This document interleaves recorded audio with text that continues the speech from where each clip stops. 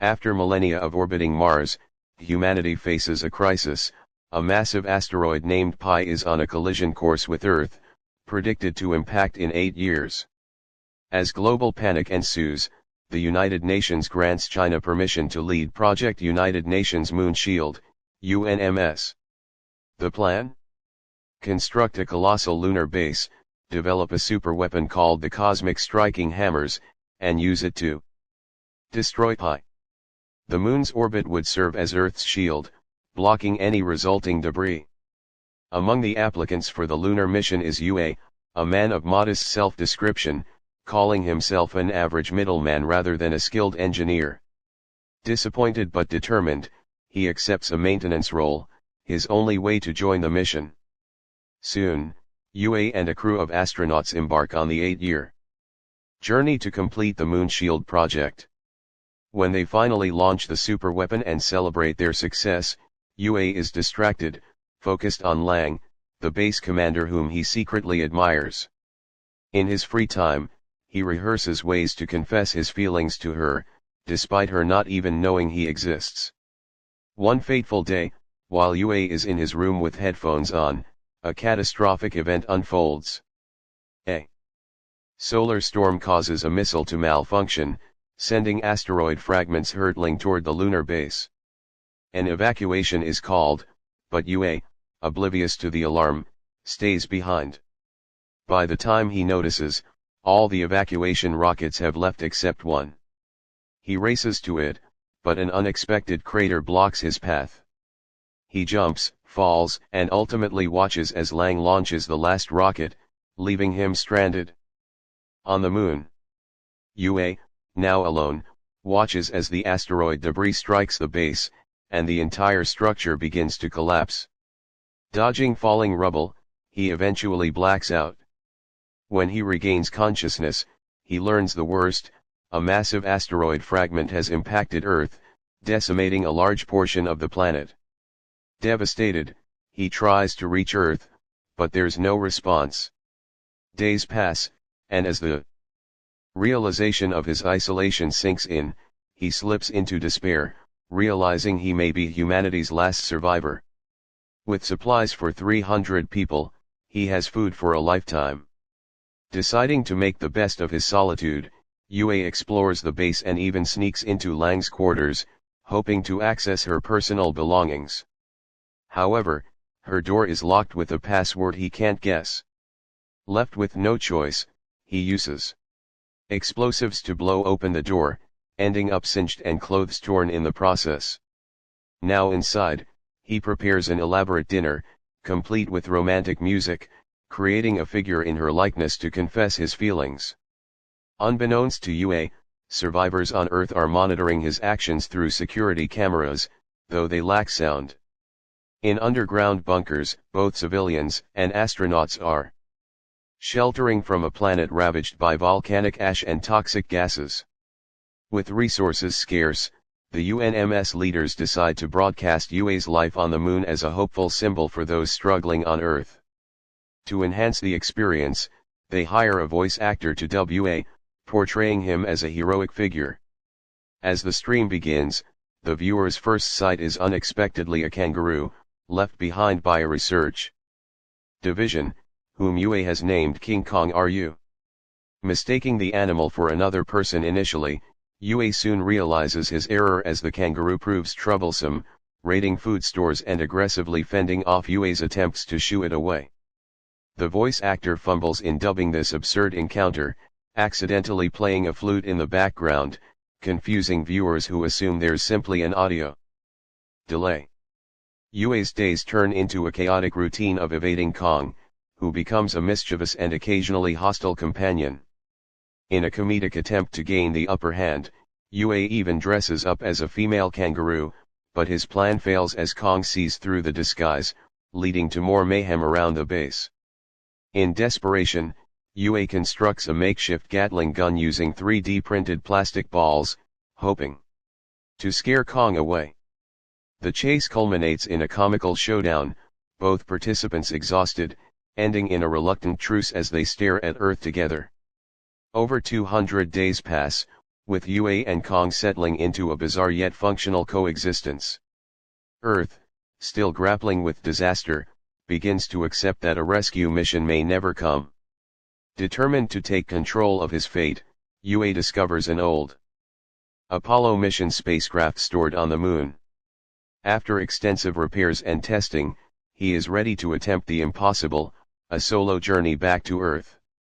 As he preps for the launch, the world watches with bated breath, hoping this unassuming maintenance worker may indeed be humanity's unlikely hero. After millennia of revolving around Mars, humanity now faces an unprecedented crisis, a colossal asteroid named Pi is on a collision course with Earth. Calculations predict impact in 8 years, a disaster that could wipe out life as we know it. Amid global panic, the United Nations entrusts China with Project United Nations Moon Shield, UNMS. The mission's objective is to construct a massive lunar base, develop a superweapon known as the Cosmic Striking Hammers, and use it to intercept and destroy Pi. The moon's orbit would serve as Earth's shield, deflecting any resulting debris. Among the many hopeful applicants for the mission is Yue, a humble engineer who describes himself as an average middleman. Not exactly the skilled position UNMS is looking for, Yue is instead offered a maintenance role far from the engineering tasks he'd hoped for. Yet he's determined to go, and soon. He and a crew of astronauts embark on the Moon Shield mission, ready for the years of hard work ahead. 8 years pass as the team finally completes the superweapon, launching it to intercept Pi. While everyone celebrates, Yue's mind is elsewhere, focused on the base commander, Lang, whom he secretly admires. He spends his free time practicing ways to confess his feelings, though she hardly knows he exists. Then disaster strikes. During a routine day, a solar storm deflects one of the launched missiles, sending asteroid fragments back toward the moon. Lang raises an immediate evacuation alert, but Yue, wearing his headphones, remains oblivious. By the time he realizes what's happening, all rockets have left except one. He races to it, but an unexpected crater obstructs his path. He attempts a desperate jump but falls short, and Lang, seeing the debris advancing, launches the final rocket, leaving him stranded. Left alone on the moon, Yue watches in horror as debris crashes into the base, causing severe destruction. He manages to survive but blacks out in the chaos. When he regains consciousness, he learns the worst has happened. The asteroid fragments struck Earth, decimating a large part of the planet. Overwhelmed with grief, Yue tries to contact Earth, but there is no response. Realizing his isolation, he begins to spiral into despair, grappling with the thought that he may be the last human alive.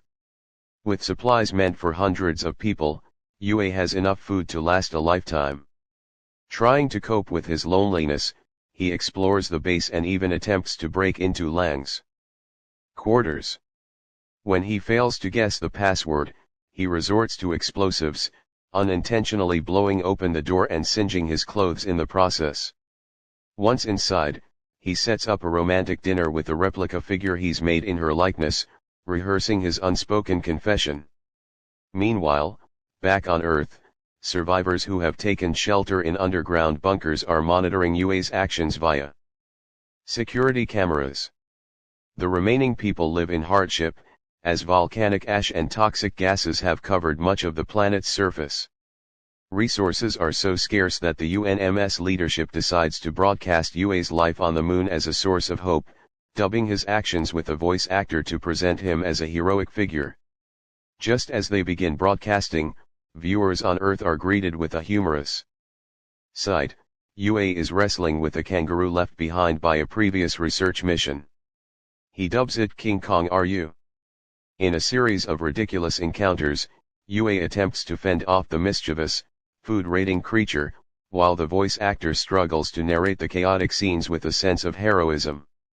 The absurdity of the encounter quickly becomes a symbol of resilience and humor for the struggling survivors on Earth. Yue and Kong eventually settle into a strange partnership, surviving together on the moon. Earth survivors continue to watch his journey, slowly regaining hope.